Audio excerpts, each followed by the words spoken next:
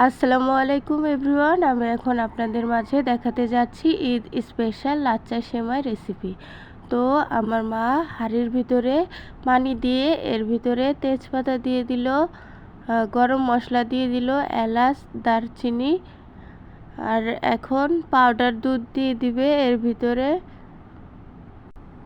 Powder দুধটা কিন্তু পানিটা কিন্তু গরম হয়েছে, তারপরে দিয়ে দিছে। যারা নতুন তারা এইভাবে রান্না করবেন, দেখবেন যে রান্নাটা খুবই মজাদার হবে। আর আমাদের এইভাবেই রান্না করে, আর এইভাবেই দিয়ে দিচ্ছি। তো দুধটা এখন বলক আসবে, তার উপর চিনি দিয়ে দেওয়া হবে। আর এই তেজপাতা, এলাচ এগুলো কিন্তু উঠিয়ে ফেলবে না।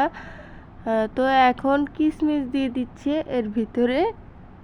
সেমাই রান্না করতে যা যা উপকরণ লাগে সবই দিয়ে দেওয়া হয়ে গেল, শুধু চিনি বাদে আর সেমাই বাদে। তো এখন দেখেন আমাদের কিন্তু মাটির চুলায় রান্না করা হয়। আর দেখেন এখন চিনিগুলো দিয়ে দিল, 1 কেজি চিনি দিয়ে দিচ্ছে এর ভিতরে আমাদের পরিমাণ মতো। আপনারা যদি মিষ্টি বেশি কম খান, আপনাদের স্বাদ মতো আপনারা কমিয়ে নেবেন। তো এখন এই চিনিটা কিন্তু গলে গেছে। আর এখন দেখেন গামলার ভিতরে এই দুধগুলো ঢেলে দিল। এরপরে এই দুধটা যখন ঠান্ডা হবে এর ভিতরে সেমাইও দিয়ে দিবে।